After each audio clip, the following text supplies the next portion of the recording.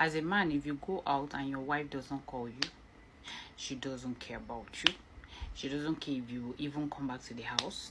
Even though you come back, she doesn't care. Just know that she is completely tired of you and that marriage is already gone. Hello y'all, Set to Achieve. Welcome to yet another video. And so I'm just gonna do this video in response and in reference also to that video. I'm in total agreement about the video that y'all just saw.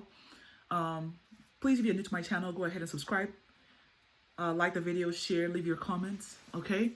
But as someone that has suffered from narcissistic abuse for several years, married for 17 years, separated now for,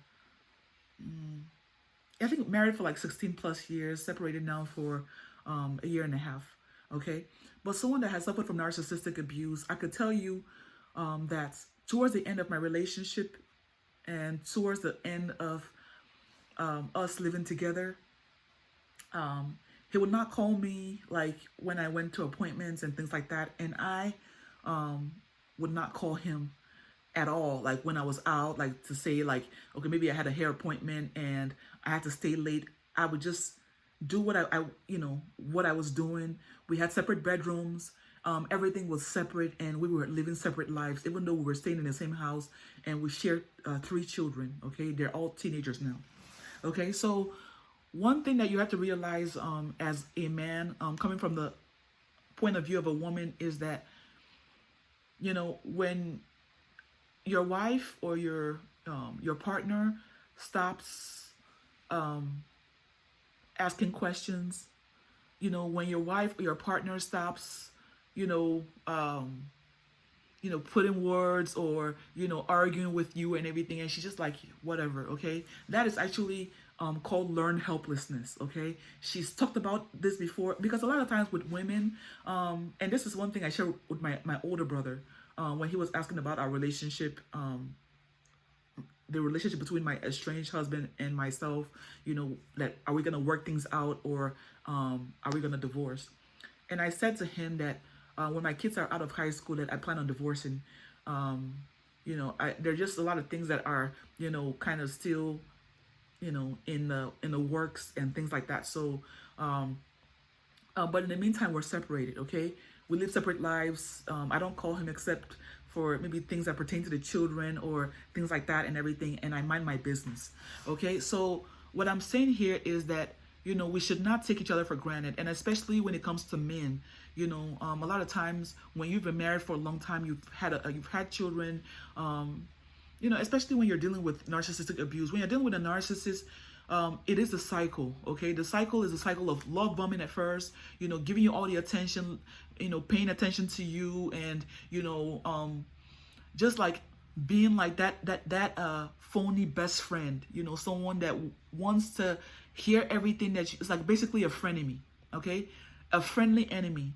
They hear all your weak spots. I would tell him that, all the things that I went through, that I left home at a young age, like ran away from home, all the pain I went through growing up, in my childhood. I just basically went through a lot, and, and just being very vulnerable with him, and him turning back around and using that to basically to stab me in the back. Me opening up all my wounds and all my pain and all my sorrows to him, and he turning back, and guarding what he expresses to me. You see, these people are, when you're dealing with narcissistic abuse, and I can tell you, from someone that has been there, done that. When you're dealing with someone that is narcissistically abusive, they will, they guard their own reality. It's like they will protect that fake reality with their lives.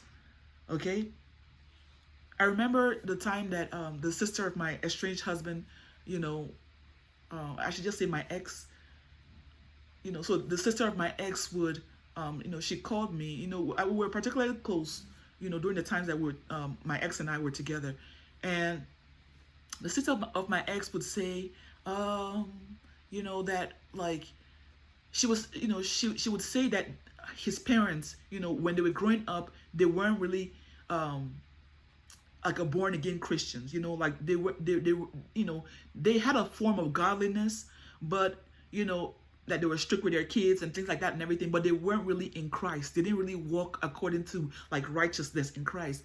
And my husband has never said that before. So when she opened up and told me that, he was very defensive, you know, in saying that, oh, this, oh no, that's not true, you know, and he even called her back, you know, arguing with her and everything, you know. So they want to cover up their own. That's when you're dealing with a narcissist. Narcissists cover up their own faults, you know, they cover up their own weaknesses, they cover up their own vulnerabilities. And if you are opening up to a narcissist and telling and sharing your own faults and your own pain and your own weaknesses, they see you as a fool. Okay, they see you as someone that they can trample upon. That's one thing that you have to remember. Okay, when you're dealing with narcissists, they never play fair. Okay, they play this game to win, even if heads will roll.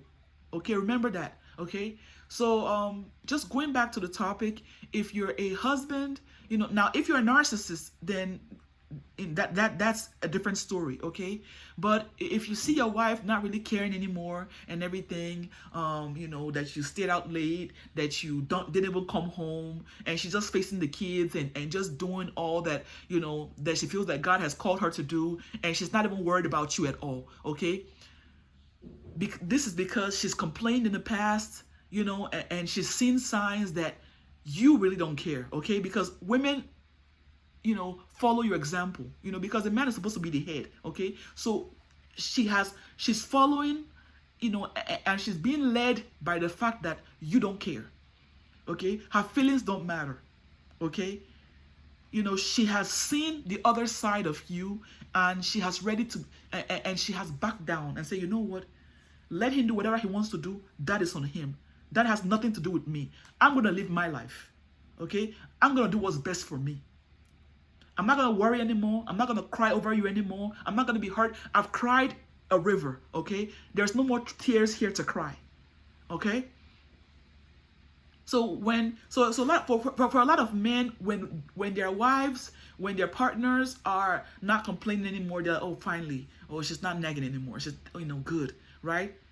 They go on and live their life. They go on with their friends. They go on doing whatever, right? But the point of the matter is this.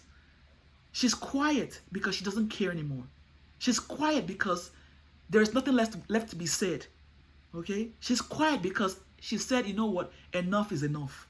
Okay? So you need to understand this. You need to be knowledgeable about this. Okay? And understand that, you know, the best thing to do is to, when she's talking to you about her feelings, you know, truly care. If you're a narcissist, then you don't care anyway, so that's a different thing. But if she's talking to you about the things that she's concerned about, you know, her pain, pay attention. Okay, pay attention. You know, make changes. Let her know that you care about her feelings. Let her know that you consider her. Let her know that she's important.